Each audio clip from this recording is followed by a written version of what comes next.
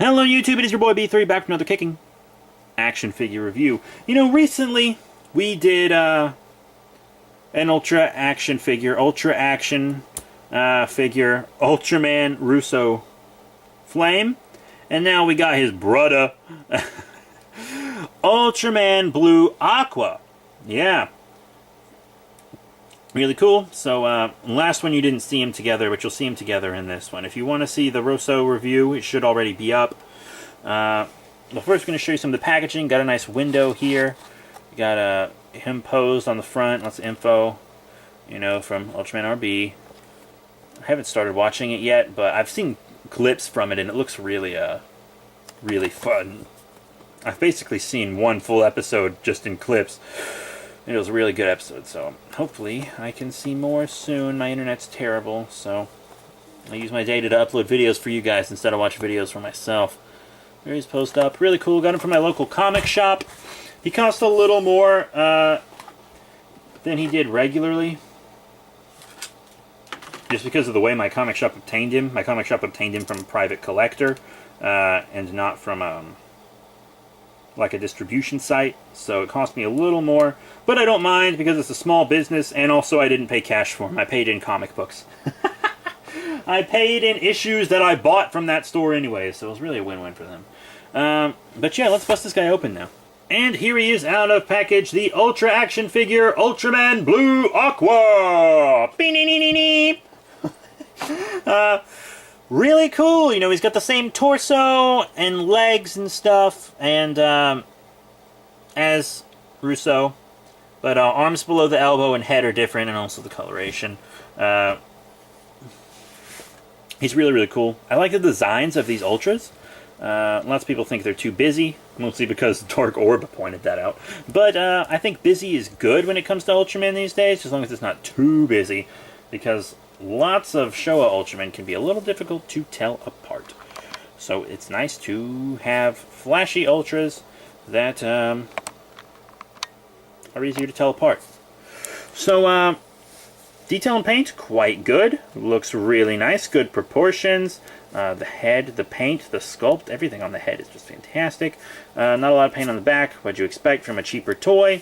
This is the kind of toy that you get for maybe a bit of an older kid. Because it's bigger and it has a bunch of articulation, so that's how it's different from the Ultra Hero series. And then from Figure Arts, they don't really have any of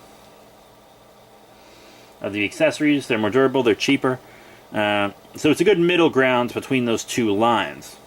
If you can't afford all Figure Arts, just do what I'm doing these days. I'm getting a Figure Art here and there, and then I'm mostly getting these now. I really like these. This is a great line. So, let's do some articulation on this guy, just to show you how articulated he is. He's articulated a lot like many Kamen Rider gimmick figures that I also review. I got a couple more Kamen Rider reviews coming up, actually more than a couple. But yeah, side to side on the head, up and down on the arm, forward and back on the arm. You got a bicep swivel, you got an elbow bend, you got a wrist swivel, and then every two fingers moves. The bottom two fingers move together, and the top two fingers move together. Thumb is stationary. No torso articulation, in and out on the legs, forward and back on the legs. Knee bend, and you got a ball peg on the feet so they can pivot, they can go side to side, up and down, whatever you want them to do. Really cool stuff. I like the bits on his arm. Such a cool figure. And now we're going to hop into some size comparisons with this guy. I want to compare him with his own line, make sure he scales up with figures that he's supposed to scale up with. Here's Russo Flame. So you can finally get to see them together. They're perfect. They go perfectly together, absolutely, as they should. You want to see them with a Figure Art. Here's the Ultra 7. Just a tiny bit bigger. I actually think they work together. I think they look great together, actually. He's a little bulkier and stuff. Chest bulks out. Shoulder pads are big pointy head. And Ultra 7's head crest is off. It's in his hand. That's how I display him, and not with it on his head. So he looks a little shorter than he actually is. That's enough excuses. Remove him. Put him back in his cryo tube that he sits in for Ultra Kaiju Brothers.